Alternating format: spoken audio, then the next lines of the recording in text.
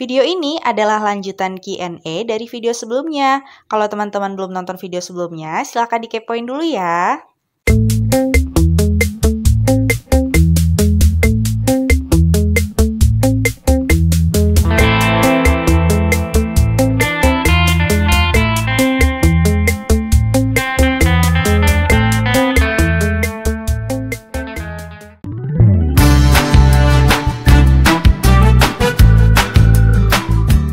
Kalian tahu kapan waktu kalian fokus belajar? Karena memang faktanya tiap orang itu beda waktu fokus dia belajar. Kalau misal aku lebih fokus di jam 7 malam sampai jam 11 malam.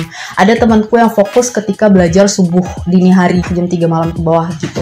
Nggak rugi waktu juga gitu. Percuma kita belajar 5 jam tapi kita lagi nggak fokus. Susah ngafalnya, susah ngertinya. Terus kalau yang aku lakukan juga adalah aku me-rewrite gitu. Aku menulis kembali apa yang sudah aku pahami. Jadi ya sedikit bikin ringkasan juga tapi tanpa melihat buku atau catatan. Jadi aku ingin menguji nih, aku udah hafal nggak ini tentang materi ini, aku udah hafal nggak ini tentang grade-nya atau tahapan-tahapannya. Tuh aku ambil kertas coret-coret, terus nulis sendiri, terus ntar aku tandain yang mana aku yang belum hafal, terus aku hafal lagi tuh. Nah, salah satu metode ini adalah metode terbaik juga ketika kalian ingin menghafal suatu materi. Dan biasanya ketika abis nulis, aku tuh ngomong sendiri guys. Jadi kayak misal aku udah nulis konsepnya yang aku pengen bahas gitu kan, aku tulis terus ngomong sendiri. Jadi grade Gijal, grade 1A adalah, grade 2B adalah, segala macam. Pokoknya benar-benar diomongin lagi. Nah, repeat again, kita ngomong sendiri, tulis lagi, ngomong lagi, tulis lagi. Bahkan aku di depan meja belajar itu aku taruh kaca, jadi aku bisa sekalian ngaca aku ngomong, aku ngaca aku ngomong gitu. Jadi aku sekalian ngeliatin diri aku ngomong gitu.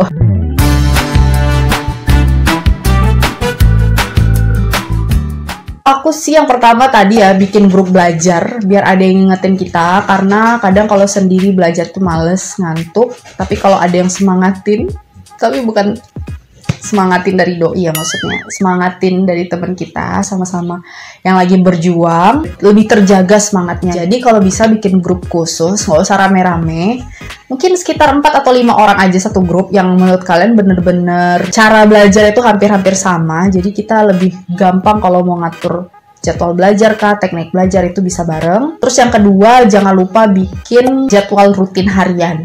Teman grup tadi punya perjanjian harus belajar siap zuhur misalnya, dari jam 2 sampai jam 4 kita belajar ya gitu. Jadi emang punya jadwal rutin harian bareng-bareng. Ingat orang tua, ingat masa depan, ingat kalau ketika kita lulus satu kali kita nggak perlu ujian lagi.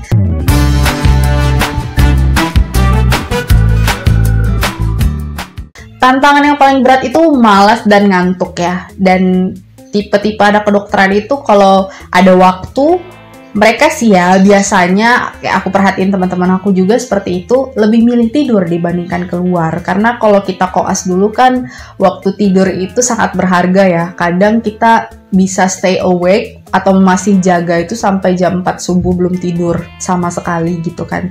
Jadi kebanyakan anak kedokteran itu kalau ada waktu luang pasti tidur.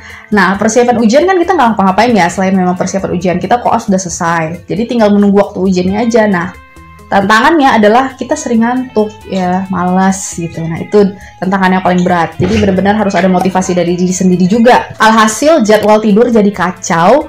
Pagi yang ngantuk, malamnya kita bangun, pagi yang ngantuk, malam kita bangun, dan itu kurang produktif kalau buat aku. Jadi di situ teman-teman harus pandai mensiasati gimana pagi itu bisa bangun gitu. Kadang kan udahlah tadi malam gadang, terus paginya baru bangun jam ya abis sholat subuh terus tidur lagi, abis itu bangun lagi jam 11 gitu. Itu kurang efektif sebenarnya.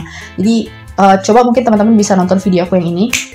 Nah, karena di situ aku share gimana cara belajar aku yang udah mulai aku ubah pelan-pelan ketika masa ujian gitu, biar jadwal tidurnya enggak berantakan. Kadang ngerasa putus asa sama materi yang terlalu banyak, kadang kayak aduh sampai kapan ini menunggu ujian deg-degan, tapi di sisi lain kayak merasa belum cukup ilmunya gitu. Jadi tuh merasa capek belajar itu pasti sih, ketika kalian persiapan UKM PPD itu merasa capek, jenuh itu pasti. Jadi pintar-pintar lah gimana mengatur rasa itu. Terus kalau aku pribadi tantangannya adalah di topik Kesmas ya, atau kesehatan masyarakat. Mungkin banyak teman-teman di sini yang anak kedokteran yang suka nama topik Kesmas. Kalau aku suka sebenarnya, tapi kadang susah. Rumusnya ada agak ribet kadang. Jadi ya itu sih tantangan, kayak aduh ini harus dipelajarin, tapi di sisi lain bagi aku agak susah gitu. Harus bisa kan hadapi nanti ke depannya. Oke?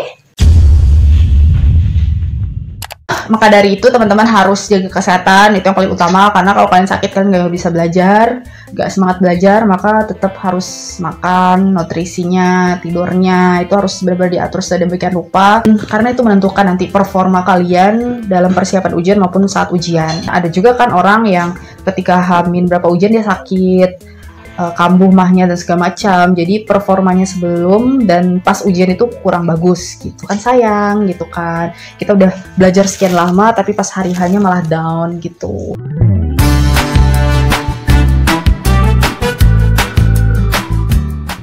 Nah, kalau misalnya nggak lulus, itu bisa ngulang ujian lagi 3 bulan kemudian. Alhamdulillah, syukur-syukur kalau lulus, nggak perlu ulang lagi. Tapi kalau misalnya belum lulus lagi, kita harus ikut lagi 3 bulan kemudian sampai lulus. Ya, semoga teman-teman yang nanti ujian bisa 1 kali ujian langsung lulus alias one shot. Dan semoga nantinya dengan itu kalian bisa langsung move ke step selanjutnya di sekolah kedokteran ini. Ya, kalian udah nggak jadi sekolah kedokteran sih, berarti udah jadi alumni sih sebenarnya. Tapi bisa melangkah lah ke step selanjutnya.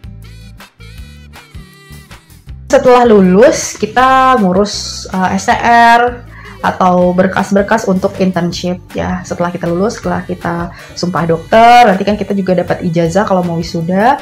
Itulah nanti yang kita gunakan untuk pengurusan internship. Dari pengumuman ke masa internship itu bisa makan waktu 3-5 bulan untuk pengurusannya. Jadi emang banyak waktu juga sebelum kita internship, banyak waktu kosong. Jadi banyak teman-teman yang magang, ada yang bikin konten kayak aku nih, bikin YouTube, ada yang memulai bisnis ya. Jadi ya siapkanlah nanti teman-teman yang mau lulus itu, siapkan kira-kira mau ngapain sambil menunggu internship ya, waktunya kepake. Ada yang mau quality time sama keluarga, jadi di rumah aja, ada yang kerja sampingan, part time dan sebagainya gitu. Teman-teman bisa lihat lah nanti di Google atau nanya-nanya pengalaman kakak-kakak kelas teman-teman di sana, kira-kira sebelum isi tuh ngapain aja ya, bisa dikepoin lah. Pokoknya sukses untuk teman-teman yang sebentar lagi ujian, semoga lulus. Jangan lupa selain belajar, kita itu sukses itu bisa juga dari bantuan orang lain. Jadi tetap jaga hubungan sama teman-teman, sama dosen ya, sama guru-guru kita, berbuat baik sama-sama, rajin sedekah ya, sholat jangan tinggal, sholat wajib. Ya kalau yang masih telat-telat ya semoga ya kita sama-sama memperbaiki diri, semoga bisa, aduh mati lampunya ya, nggak apa-apa deh, semoga bisa tepat waktu. Terus jangan lupa minta doa sama orang tua, karena kesuksesan kita pasti itu karena ridhonya mereka. Mungkin itu aja videonya. Kalau suka, terus kalau bermanfaat untuk teman-teman bisa like, bisa komen di bawah untuk komentar. Mungkin teman-teman yang lain yang pernah UKM PPD ada cerita unik atau yang masih kepo tentang pertanyaan lain bisa komen di bawah. Jangan lupa share video ini ke teman-teman yang membutuhkan informasi ini. Ayo kita saling menyemangati ya. Dan jangan lupa kalau teman-teman punya Instagram atau medsos lainnya bisa tag ke aku dan nanti aku akan repost. Sampai ketemu di video selanjutnya. Jangan lupa kepoin YouTube aku, ada lebih dari 150 video. Semoga teman-teman suka dan bermanfaat untuk teman-teman yang nonton. Mungkin itu aja. Assalamualaikum warahmatullahi wabarakatuh. Bye-bye. Oh iya, jangan lupa subscribe dan nyalain loncengnya ya, biar dapat pemberitahuan setiap kali Syifa Kennedy upload video baru.